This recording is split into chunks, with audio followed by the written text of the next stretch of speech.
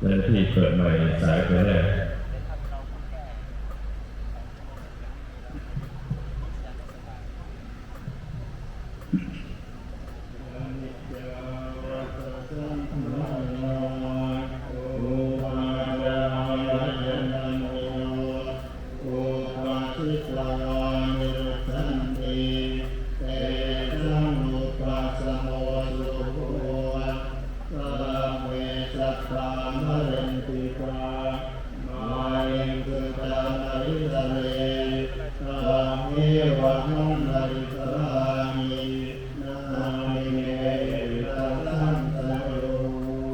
และอนุโมทนาสืบไปกับราชนาเพื่อความเคารพในสูง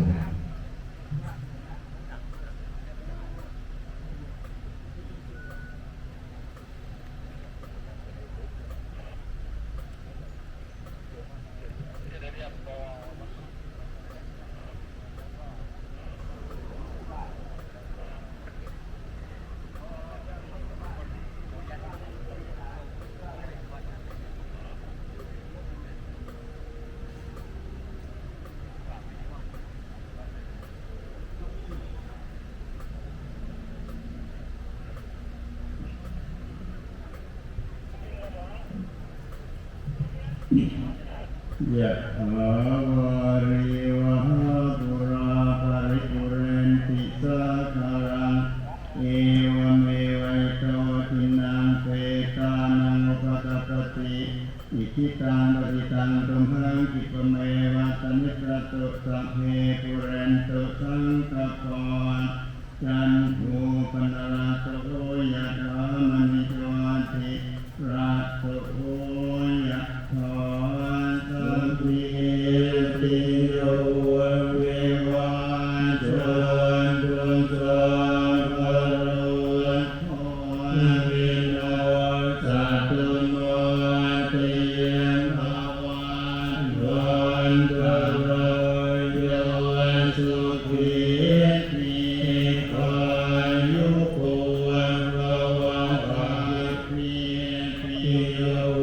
วิวัชชันตุสัพพะโรโควินาศตุมาเตภวันตรายโยสุขีทีกายุโกภวะภาคิปิโยวิวัชชันตุสัพพะโรโควินาศตุมาเตภวันตรายโยสุขีทีกายุโกภวะภาคิวันตนาสิริสนิจังวุฒาปัจจายิโนจักกาโลธรรมาวัฏฏันติอายุวันโนสุขังภาลังอิเมอะตาสิเมยะติมิตาสัจจเมเปตานันดาทินันดัจจคุมเวกตามนุสโลนาอิรุนังวาโชโกวะยาวันยาตนิเทวนานาตัมปิตานัมมัตถายะเอวันติสัมปิยาตโยอายัญจโคนาตินานิโยสังฆวิสุปฏิปิตาอิเวนะรัตตานิตายัตถะนานาโสภะคะปติโสยันติธัมโมจะหยันติติโสเปตานาบุสัจจตตะอุลาอารัญจยิโกนานะปะนิโนตุเมตุยังปัสสุตังอนาคตันติภวันตุสัมมันดาลารักขันตุสัมปะเนวตาสัมมาบุทธา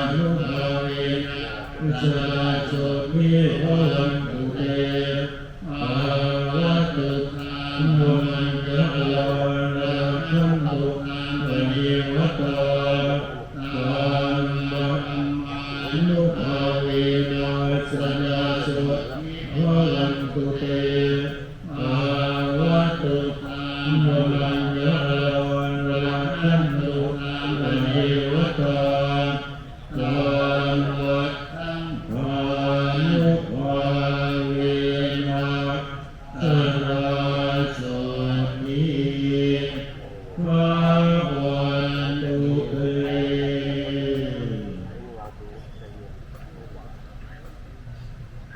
ในการที่สมเด็จพระอริยวงศาคณาสมเด็จพระสังฆราชสกลมหาสังฆปรินายกทรงมีพระราชาให้พระเดชพระคุณพระธรรมเจริญสกลเทนตาแผ่ในนามคณะสงฆ์ท่านยุทธเป็นกุศลในการมีพระราชาสมเด็จพระคุณพระโมกนั้นก็ได้เสร็จสิ้นแล้ว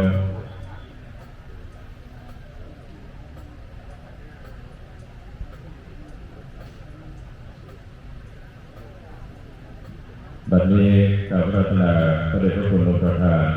ให้กับพระรัตนตรัยตามลำดับในการบำเพ็ญของคณะสงฆ์สมยุทธก็ถือว่าเสร็จสิ้นหลังจากที่พระเดชพระคุณองค์ประธานของโดยพระสงฆ์ตลอดถึงการประชุมธรรมะเพียงรับฟังพระเทศนาจารย์แสดงพระธรรมเทศนาตามลำดับ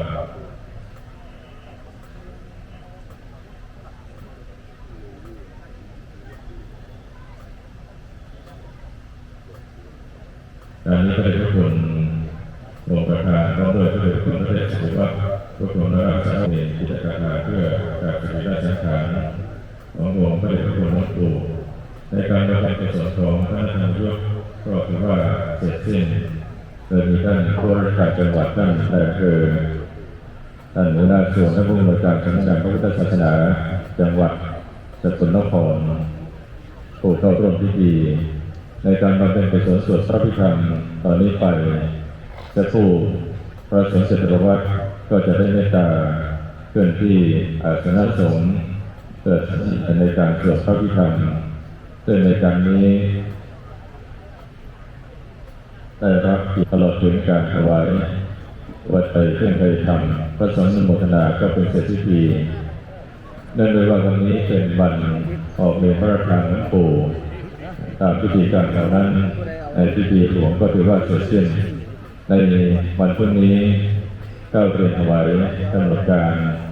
แล้วก็เจริญพรเพื่อทราบนี้7 นาฬิกาที่ท่านพุทธศาสนิกชนได้มีโอกาสทำบุญบูชาพระไตรจะเป็นช่วง12 นาฬิกาเวลา 12:30 นาทีก็จะนิมนต์พระสงฆ์ทรงสมณศักดิ์10 รูปเมตตาเพื่อศิษย์อาสนะสงฆ์ตลอดถึงพระเถระเถระที่กราบรัตนามาทั้งหมดทั้งมวลได้ขึ้นอาสนะสงฆ์พระสงฆ์ทรงสมณศักดิ์10 รูปประจำอย่างอาสนะสงฆ์เสร็จสิ้นแล้วก็จะนิมนต์หลวงพระเดชพระคุณพระราชวิทยาธรรมอาจารย์วิเจ้าวาดวัดป่าบ้านตาคงแสดงพระธรรมเทศนาเมตตาเพื่อสุธรรมะศาสนพิธีกรไหว้พระสมาทานศีลอาราธนาธรรมเสร็จสิ้นแล้วพระเดชพระคุณแสดงธรรมเสร็จสิ้นพระสงฆ์ทรงสมณศักดิ์10 รูปก็จะสวดมัตติกาการสกุลตามลำดับตลอดถึงการประกอบพิธีในการเข้าผ้าไตรมันสกุลตามกองเดินพระราชทานเข้ายังมณฑลพิธีเพื่อประกอบพิธีพระราชทานเมื่อเจ้าที่กองพิธีการวัฒนธรรมจังหวัดสกลนครที่พระบาทสมเด็จพระเจ้าอยู่หัวทรงโปรดเกล้าตั้งเป็นกรณีพิเศษในการสนองงานคณะสงฆ์77 จังหวัดได้เชิญกองเดินพระราชทานเข้ามาแล้วก็จะนำขึ้นตั้งด้านกิจการทางเหนือศีรษะฝั่งทางด้านของมือหลังจากนั้นก็จะเป็นการอ่านหมายรับสั่งนำเรียนประวัติถวายแล้วก็ประกอบพิธีในการทอดผ้าไตรพระราชทานซึ่งในวันพรุ่งนี้กรมสมเด็จพระเทพรัตนราชสุดาสยามบรมราชกุมารีพระองค์ทรงพระราชทานผ้าไตรจำนวนผ้าไตรมาร่วมในการบำเพ็ญกุศลการออกเมรุพระราชทานและก็มีผ้าไตรต่างๆโดยสมเด็จพระอริยวงศาคณาสมเด็จพระสังฆราชสกลมหาสังฆปรินายกจำนวน1 ไตรในการบำเพ็ญกุศลถวายรับการบูชาคุณหลวงพ่อเดชพระคุณราชมงคลวชิระโกศลธรรมบพิตรปัญโยเรียนถวายกำหนดการเพื่อทราบแล้วก็แจ้งและศาสนิกชนทุกท่านได้ทราบอีกครั้งตอนนี้เมื่อพระเดชพระคุณประธานเดินทางกลับเสร็จสิ้นแล้วจะได้ประกอบพิธีในการรับฟังพระสงฆ์จตุรวรรษ4 รูปสวดพระพิธรรม ซึ่งในค่ำคืนนี้หลังจากสวดพระอภิธรรมเสร็จเราก็จะน้อมในการปฏิบัติธรรมถวายหลวงปู่หน่อยในการบำเพ็ญกุศลเป็นวาระพิเศษวัดเย็นตลอดเป็นนักธรรมพระธรรมเทศนาหรืออาจจะมีการเปลี่ยนแปลงตามความเหมาะสมตั้งแต่วันที่องค์หลวงปู่ท่านละสังขารมาจะเห็นว่าศิษยานุศิษย์นั้นมีการจัดเตรียมงานถวายหลวงปู่ด้วยดีตลอดโดยเฉพาะทีมงานดอกไม้คณะแม่ครัวโรงครัวกลางเจ้าหน้าที่จราจรทุกภาคส่วนต่างเอาใจใส่ในพระรัตนที่ถวายเป็นพุทธบูชาแด่หลวงปู่ไม่เหน็ดไม่เหนื่อยทั้งจัดตั้งโรงทานการจราจรถึงจะมีปัญหาประสาทมาบ้างแต่ธรรมะของพระพุทธเจ้าที่หลวงปู่ท่านสอนให้มีความอดทนลูกศิษย์ลูกหาก็มีความอดทนจากงานถวายหลวงปู่มีการประดับประดาดอกไม้ทุกเทียนของอย่างสมบูรณ์แบบสมเกียรติองค์หลวงปู่เป็นมหาเถระที่เป็นศิษยานุศิษย์ในหลายรุ่นด้วยกันตั้งแต่หลวงปู่สิงห์กัตยาธโมหลวงปู่ฟั่นท่านพ่อลีธรรมทโลท่านพ่อเฟื่องโชติโกและก็ได้มีโอกาสฝากชีวิตฝากใจกับองค์พระเถระหลายรุ่นด้วยกันบัดนี้ก้าวแบบพัฒนาพระสงฆ์เจริญวัด4 รูปที่จะบำเพ็ญกุศลในการสวดพระอภิธรรมได้เมตตาเพื่อจะสามารถเพื่อจะได้ประกอบพิธีในการสวดพระอภิธรรมเสร็จไปหลังจากที่พระสงฆ์ท่านสวดพระอภิธรรมเสร็จสิ้นแล้วก็จะเปิดโอกาสให้ท่านพุทธศาสนิกชนได้มีโอกาสทำบุญกับองค์หลวงปู่ในการทอดผ้าไตรบางสกุลไปเรื่อยๆและก็ยังมีจิตอาสาผู้ใดอยากจะถักร้อยสร้อยหวีในการนำประกอบพิธีจัดดอกไม้ด้วยกับเจ้าหน้าที่ก็เรียนเชิญได้หลังจากเสร็จพิธีในวันพรุ่งนี้ในกำหนดการจะเริ่มไปตั้งแต่ 12:20 นาที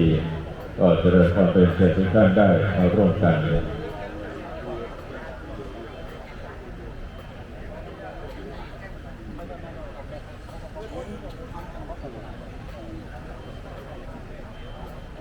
หลังจากที่พระเดชพระคุณองค์ประธานได้กลับเสร็จสิ้นแล้วพระสงฆ์เจริญวัด4 รูปก็จะเมตตาเป็นอาสนะสงฆ์เพื่อจะได้ประกอบพิธีในการสวดพระอภิธรรมและโยมทั้งหลายก็อยู่ร่วมกันก่อนใช้เวลาไม่นานเป็นครั้งสุดท้ายที่เราจะได้น้อมส่งหลวงปู่ไปสู่พระนิพพานพระเจ้าตรัสว่านิพพานปรมังสุขขังสุขอื่นเท่ากับพระนิพพานนี้ไม่มีแล้วพระพุทธองค์สอนให้รู้จักความประมาณตนอาทิกัลยาณังมัชเชกัลยาณังปริโยสานกัลยาณังองค์หลวงปู่เป็นผู้งามในเบื้องต้นท่ามกลางและก็ในที่สุดแต่ในว่าในประวัติหลวงปู่นั้นได้มีโอกาสไปศึกษาธรรมกับครูบาอาจารย์หลายรูปโดยเฉพาะองค์หลวงปู่เทศท่านพระลีธรรมทโลเป็นต้นและก็มีอีกหลายรูปโดยเฉพาะในครั้งหนึ่งองค์ท่านได้ไปวิเวกในช่วงพรรษาที่ 4ได้ป่วยเป็นไข้มาลาเรียถึงกับขั้นจะตายด้วยหัวใจเจ็บเกี่ยวของหลวงปู่ท่านสั่งรักไว้ว่าถ้าองค์ท่านถึงแก่การรักสังขารไม่ต้องบอกโยมพ่อโยมแม่ให้ทำการข่าวปล่อยเพลินได้เลยนั่นคือหัวใจเจ็บเกี่ยวเหมือนเจ้าชายสิทธัตถะนั่นเองที่ทรงขอบผนวดเป็นต้นนั้นหลวงปู่จึงเป็นพระเถระที่ควรน่ายกย่องสักการะบูชาดูเหล่าบริวารที่ศิษยานุศิษย์มาวันนี้ต่างหน้าขายตาที่เดินทางมาร่วมเต็มไปด้วยความปลื้มปิติใจของชาวจังหวัดสกลนครเรานี้จะเห็นได้ว่าองค์พระมหาเถระผู้ใหญ่มีองค์หลวงปู่มั่นซึ่งองค์ท่านเกิดที่จังหวัดบน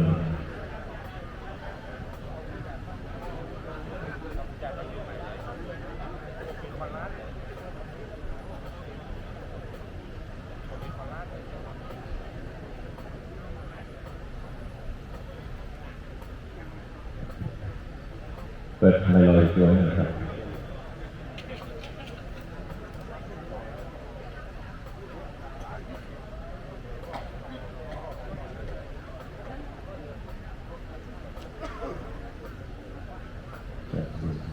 ครับตอนนี้ครับ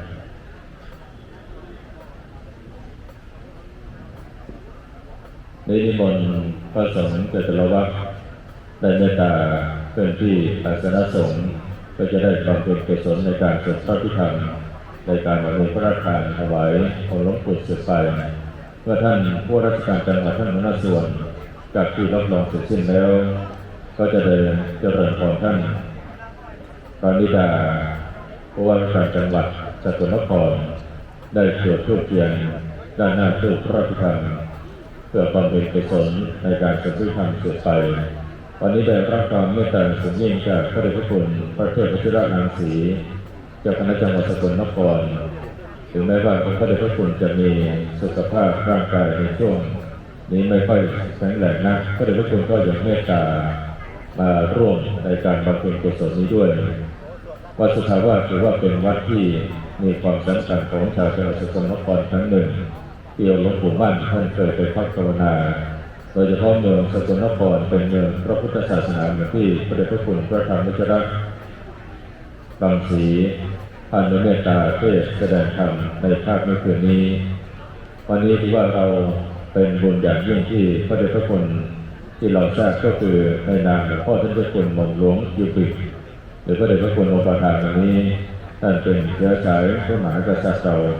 ได้บวชมาในพุทธศาสนาพระเดชพระคุณมาเป็นประธานให้ในการบำเพ็ญกุศลมีสิ่งประการใดทั้งศิษยานุศิษย์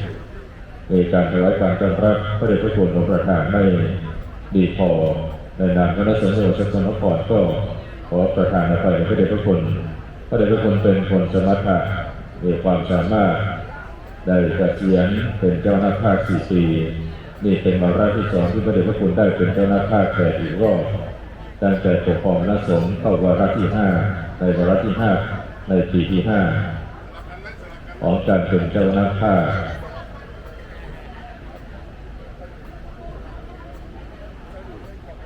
บัดนี้เจริญพรท่านผู้ว่าราชการจังหวัดสกลนครได้จุดธูปเทียนด้านหน้าตู้พระพิธรรมตามลำดับขอเจริญพรเรียนเชิญ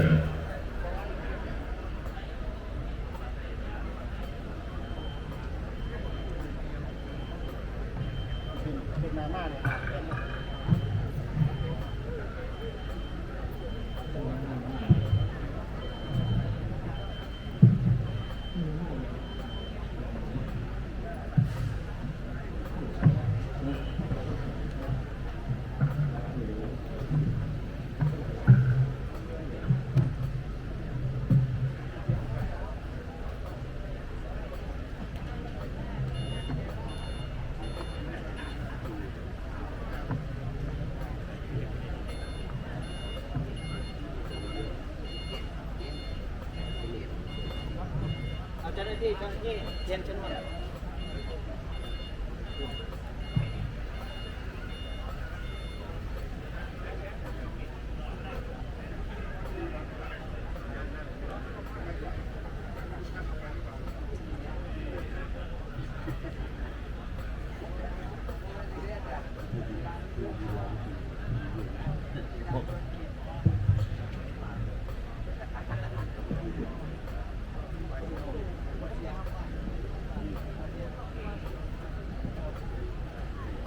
พระมหาจโรกาธิปติสหัมปติกัตอัญชลียนทิวรังอยาจทาสันติทัสสะปรชัคชาติกาเอเสตุธรรมังอนุกัมปิมังปะชัง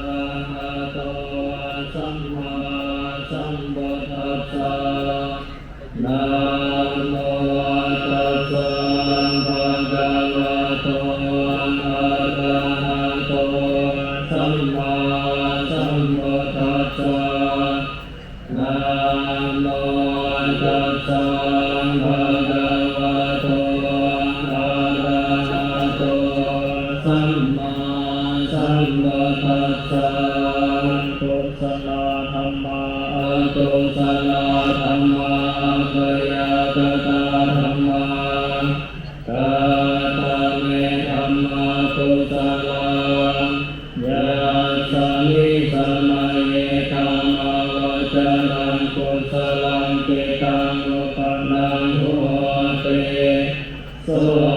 มาณาสัสสะหังกตังญาณสัมปยุตตังโรกาธรรมนังวาสัทธารมนังวากันธารมนังวารสารมนังวาโวตมารมนังวาธัมมารมนังวายังยังวาปนาราภาตาสมิสมัยเยหัสโสโหติอวิเคโตโหติเยวะปนาตัสสมิสมัยเยอันเยติอาติปฏิจจสมุปปนาอรูปิโนธัมมาเยเมธัมมากุศลาปัญจขันธาโรปะขันโธเวทนาขันโธสัญญาขันโธสังขารขันโธวิญญาณขันโธตาตาตาตาโมโนปะขันโธยังกินเจโรปังอติตานาคาตาปัจจุบันนังอาจตังวามาริตาวาวนาลิตังวาสุตุมังวาเทนังวาปานิตังวายังโดเรวะสันติเกวาตาเตกัจจังอาทิสัญโยยิตวาภาเวสังเวเตตวาอายังโวจติโรปะขันโธสังฆาโหสังฆาโหสังฆานิเตนะสังฆานิตังอาสังฆานิเตนะสังฆานิตังสังฆานิเตนะสังฆานิตังอาสังฆานิเตนะสังฆานิตังสัมปโยโกวิปโยโกสัมปโยเตนะวิปโยตังวิปโยเตนะสัมปโยตังอาสังฆานิตังสัพพัญญติโยขันธปัญญติอายตนะปัญญติธาตุปัญญติสัจจะปัญญติเยนะริยปัญญติโภคลปัญญติเกตาวตาปุคลานังปุคลปัญญติสัมมายาวิมุตโตสัมมายาวิมุตโตโกคะธัมโมตุปะธัมโมปาริหานะธัมโมปาริหานะธัมโมเจตนาธัมโมอนุรักขณธัมโมโตตุจันโตโตตะจันโตกายโยปัสสะโตกายโยปัสสะโตธัมภะกัมมโนธัมภะกัมมโนนิยโตอนิยโตอาติปันนโตภาเวทิโตอะระหะอะระหะตายะปฏิปันโนสุปโลอุปลภะเทสัจจิกาทาปรมเทนาเตนามันตาโยสัจจิกาโทอะระมะโทตะโตโสตุกะโลอุปลภะเทสัจจิกาทาปรมเทนาเตนาเหวังวัตเตอาจานาหิเอกหังหันเตโอจาโลปะลาภะเตสัจจิกาทาปรมเทนะเตนะวะตะเรวะตะเบโยสัจจิ กะโทปะระมาโทตะโตโสโตกะโลปะระภะเตสัจเจกะสะปะระมาเทนะเตเมสะเยเกติกุศลธัมมังสัพเพเตกุศลโนลาเยวะปะนังกุศลโนลาสัพเพเตธัมมากุศลาเยเกติกุศลธัมมังสัพเพเตกุศลโนเลนะเอกัมโนลาเยวะปะนังกุศลโนเลนะเอกัมโนลาสัพเพเตธัมมากุศลาตุปัจจโยอารัมมณปัจจโยอาทิปติปัจจโยอานันตระปัจจโยสัมมานันตระปัจจโยสัจจตปัจจโยอัญญมัญญปัจจโยเมสายปัจจโยโอปาลิสายปัจจโยโอเรจตปัจจโยปัจจตปัจจโยอาเสวนาปัจจโยธัมมาปัจจโยเวปะกะปัจจโยอาหารปัจจโยเยนดาริยปัจจโยทานปัจจโยมาฆปัจจโยสัมปายุตปัจจโยเวปายุตปัจจโยอาทิปัจจโยนาทิปัจจโยเวกตปัจจโยอาเวกตปัจจโย